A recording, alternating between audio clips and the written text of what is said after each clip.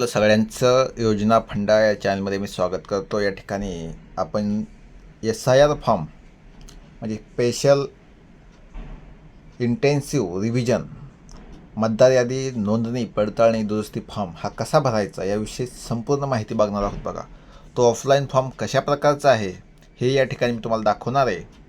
बघा, या ठिकाणी स्टार्टिंगला डेमो आहे. हा डेमो एकदम लक्षपूर्वक बघा.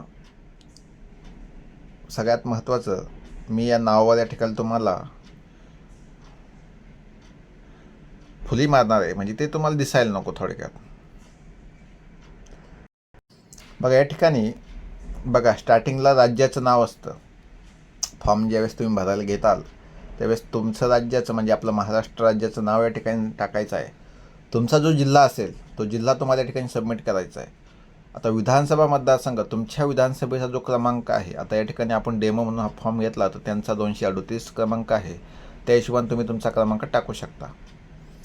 मग तुमचा जर प्रकार हा नवीन नोंदणीमध्ये असेल तर तुम्ही सर्च करू शकता. नावात दुरुस्तीचा असेल तर किंवा पत्ता बदलला असेल त्या हिशोबानं वाटेल तो तुमचा जो योग्य तुम्हाला ऑप्शन वाटेल तो तुम्ही नोंदणी करू शकता. या ठिकाणी तुम्हाला नवीन नोंदणी हे या ठिकाणी सिलेक्ट करायचं आहे. त्यानंतर रोहित अनिल जाधव हे काय नाव आहे, मग त्या हिशोबानंच तुमचं फर्स्ट नेम तुम्हाला टाकायचं आहे. कोणतं नाव जे आधार कार्डवर तुमचं नाव आहे, लक्षात घ्या, सेम टू सेम नाव असलं पाहिजे. तुमचं फर्स्ट नेम, त्यानंतर तुमचं सेकंड नेम आणि तुमचं लास्टला तुमचं सरनेम टाकायचं. बघा, त्यानंतर वडील, आई, पती किंवा पत्नीचे नाव, त्या हिशोबानं तुम्ही या ठिकाणी नाव टाकू शकता. वडिलांचं नाव या ठिकाणी टाकू शकता, कुणी आईचं टाकतं किंवा कुणी पत्नीचं नाव या ठिकाणी टाकतं. बघा, त्यानंतर तुमची जन्मतारीख तुम्हाला सबमिट करायची आहे.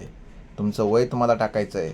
तुमचं लिंग या ठिकाणी तुम्हाला या ठिकाणी दर्शवायचं आहे. बघा, ते तुमचं ज्या हिशोबानं म्हणजे तृतीयपंथी असेल तरही ते निवडू शकता, हे लक्षात घ्या. ते सुद्धा ऑप्शन आपल्याला दिलेलं आहे. त्या ठिकाणी पत्ता तुम्हाला टाकायचा आहे, पिनकोड टाकायचा आहे.